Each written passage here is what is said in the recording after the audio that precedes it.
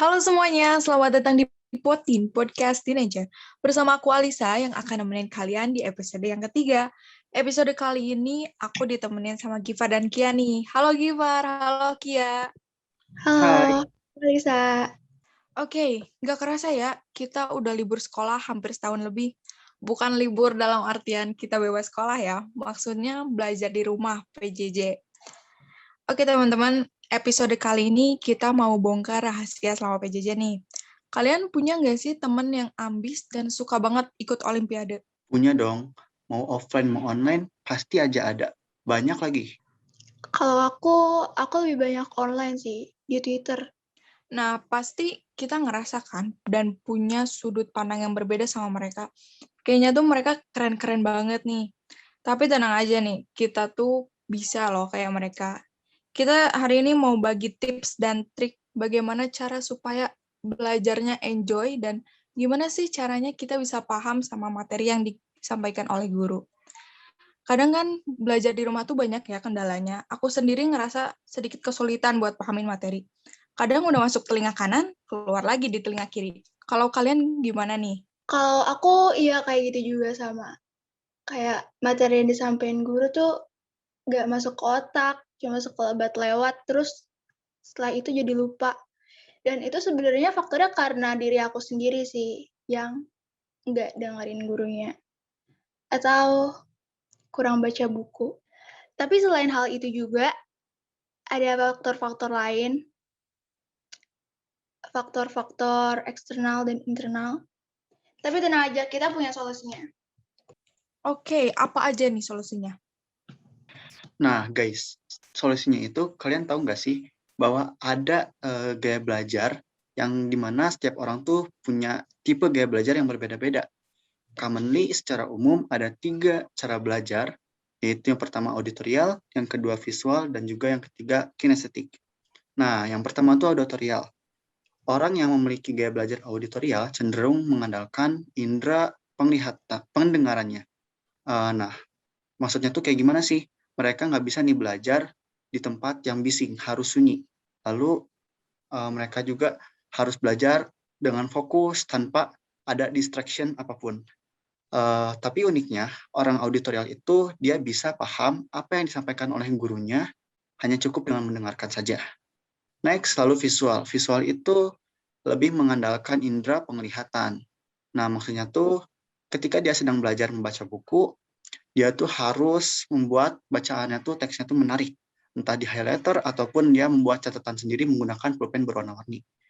Nah, lalu yang ketiga itu kinestetik. Kinestetik ini cenderungnya lebih mengandalkan seluruh tubuhnya karena dia lebih suka praktik dibandingkan belajar secara teori. Nah, aku sendiri nih, aku lebih cenderung visual dan kinestetik. Kalau kalian bingung, kalian tuh termasuk apa, kalian amati aja nih sehari-harinya tuh kalian lebih suka belajar kayak gimana. Kalau kalian udah tahu gaya belajar kalian, nanti kalian bisa lebih mudah memahami pembelajaran yang diberikan oleh guru.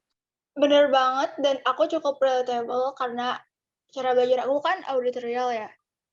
Yang dimana yang udah disebutin sama Gifar tadi, itu lebih masuk mendengarkan. Apalagi selama PJJ juga kan vibes-nya beda ya. Yang awalnya kita duduk di sekolah bareng teman, terus sekarang harus duduk sendirian di kamar. Ngebosenin banget ya pokoknya ngeliatin layar monitor seharian.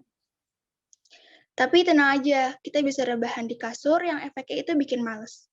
Sebenarnya poin pentingnya nih, walaupun di sekolah, walaupun kita sekolah di rumah, kita harus tetap disiplin. Bangun tidur tepat waktu, ngumpulin tugas sesuai jamnya, dan jangan absen. Apalagi kalau tidurnya dilanjut. Walaupun kita bisa terbilang mager, tapi hal kecil kayak misalnya nih, kalian bangun tidur, tapi kalian malah langsung main HP, apalagi buka sosmed, itu tuh bikin males, dan lama-kelamaan jadi kebiasaan buruk. Jadi kalau kalian ada Zoom pagi-pagi, bangun tidur itu biasain langsung mandi. Atau kalau kalian muslim, kalian sholat subuh ya. Pokoknya jangan sentuh-sentuh gadget deh. Pokoknya harus disiplin. Karena kalau kalian ikutin PJJ itu salah satu bentuk menghargai guru kalian, dan hal kayak gini tuh merupakan apa ya, sifat baik lah bisa dibilang. Karena akan berefek ke selanjutnya. Kalian kalau udah rebahan pagi-pagi itu bawaannya jadi males dan tugasnya malah ketunda. Iya, bener banget. Kalau kita nih udah duduk dan rebahan di pagi hari tuh motivasi buat tubuhnya jadi berbeda banget. Semangat buat ngerjain tugasnya juga jadi dikit kalau kitanya udah rebahan dari awal. Nah, selain itu juga kita harus punya tujuan. Maksudnya, kita belajar hanya bukan sekedar belajar aja, tapi kita harus tahu nih tujuan kita belajar itu apa. Nah, pastikan setiap orang itu punya mimpi. Contohnya gini, kita sekarang kelas 10 dan kita tuh banyak banget materinya yang harus kita pahami. Apalagi lagi PJJ kayak gini kan.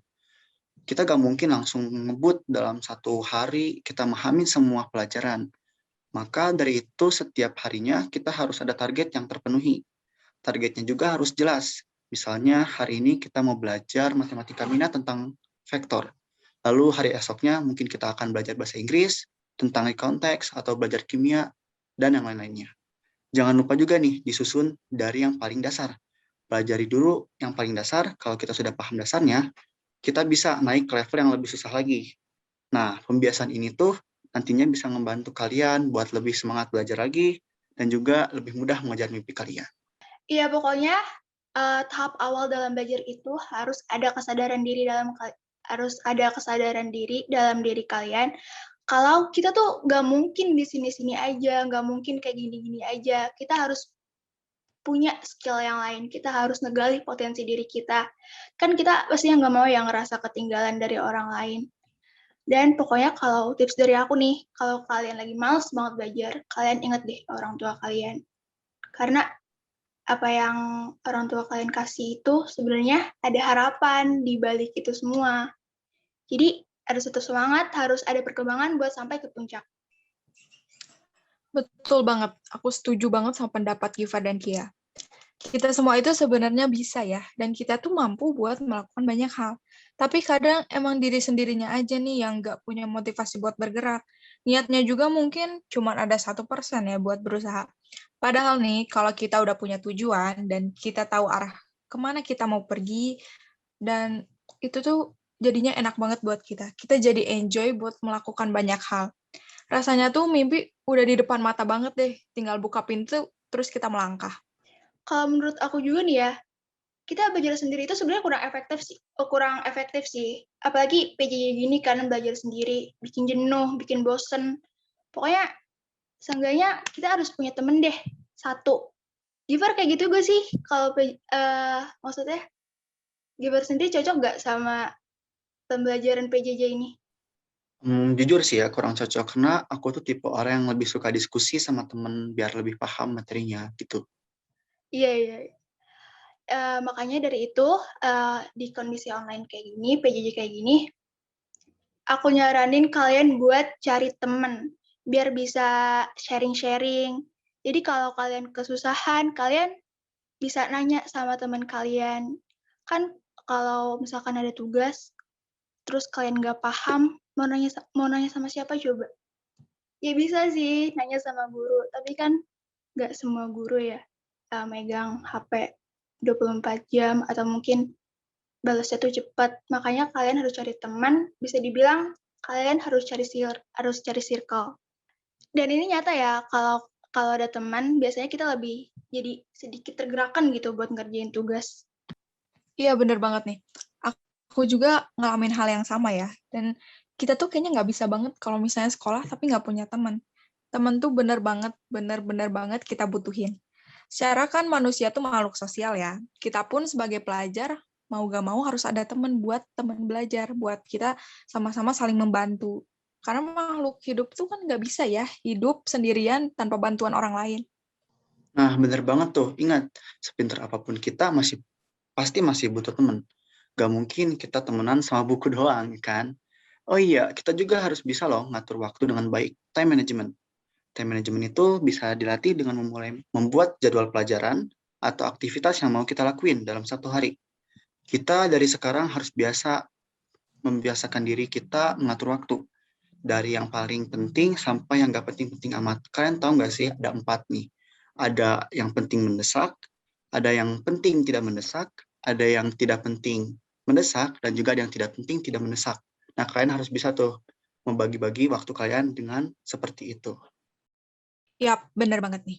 Soal manajemen waktu juga nih, biasanya kalau anak organisasi itu suka diwawancara sebelum masuk dan diterima di organisasi itu. Biasanya mereka ditanyain gini, bagaimana kalau ada 2 kegiatan penting, yang satu ulangan dan yang satu lagi acara besar. Nah, di sini tuh biasanya potensi dalam mengatur waktu kita diuji.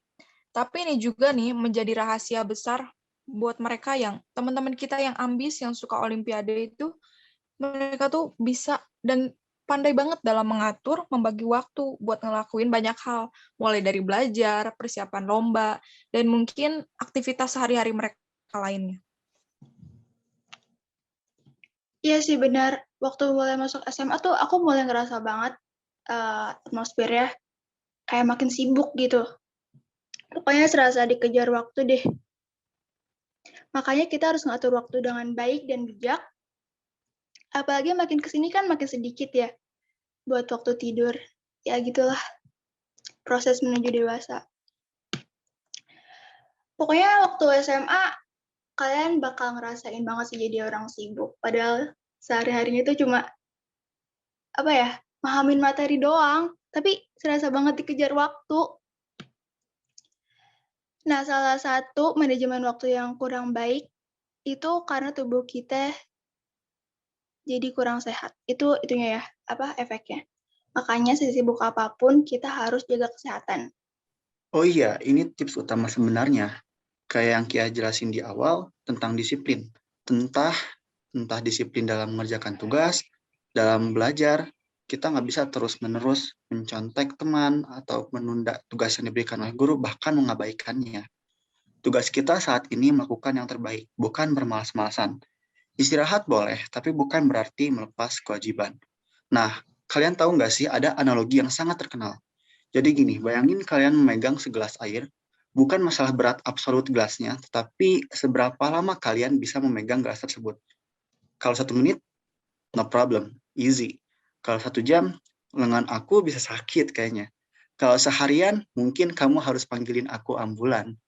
Nah, kalian tahu nggak sih, segelas air yang kita pegang itu ibarat kita sedang memikul beban tugas kita sama PJJ. Jadi apa yang harus kita lakukan? Cukup letakkan gelas sejenak, istirahat, agar lebih siap lagi untuk menghadapi hari esok. Ingat, cukup istirahat, bukan lepas dari tanggung jawab. Nah, pendapat Gifar dan Kia tuh benar-benar keren banget nih, aku setuju banget. By the way, kalian tahu nggak lagu yang lirik lagunya tuh kayak gini? Kapan terakhir kali kamu dapat tertidur tenang? Wah, itu relate banget sih. Lagu Hindia kan? Ya itu, Iya, aku tahu itu tuh benar banget. dari filmnya NKCTHI ya. Kalau nggak Iya, salah itu benar banget. Nah, lagu itu tuh salah satu lagu yang kayaknya tuh real banget gitu. Mirip banget sama apa yang kita alamin. Terus terkadang terlalu banyak memikirkan hal yang lain tuh kita kadang suka lupa buat apresiasi diri ya. Kita tuh kadang udah berusaha sungguh-sungguh dan mungkin hasilnya tuh ternyata di luar ekspektasi. Tapi seharusnya kita itu apresiasi diri karena kita udah melakukan yang terbaik. Nah, buat kalian nih yang udah berjuang belajar, udah sungguh-sungguh, mati-matian mungkin, selamat ya, kalian tuh keren banget. Aku keren banget, pokoknya akuin kalian tuh, wah keren banget deh. Yeay, selamat. Nah, jadi kesimpulannya, belajar itu hal yang mudah ya, dan emang gak serumit itu loh. Namun di samping itu, harus ada faktor pendukung sama kemauan yang kuat dari diri sendiri. Kalau kita terus-menerus mengulang hal buruk yang sama, terus kita mau sukses kapan? Bener gak? Bener Benar. banget. Sebenarnya kalau belajar tuh problemnya cuma karena males aja gak sih? Iya. Harus ada niat utamanya. Yap, betul banget. Oke, kita udah ngobrol panjang banget nih. Makasih banyak buat Givar sama Kia yang udah mau nemenin aku ngobrol bareng, dan teman-teman yang udah dengerin kita dari awal sampai akhir. Thank you very much. Dan buat kalian nih yang mau sharing atau mau bertanya, mau request topik yang akan dibahas, boleh banget ya komen di kolom komentar. Nanti kita balas satu persatu. Oke, buat teman-teman nih yang mau sharing, yang mau bertanya atau mau request apa topik yang kita bahas nanti, boleh banget ya tulis di kolom komentar. Nanti kita bakal baca dan balesin satu persatu. Dan jangan lupa nih buat nyalain lonceng supaya kalian gak ketinggalan episode berikutnya.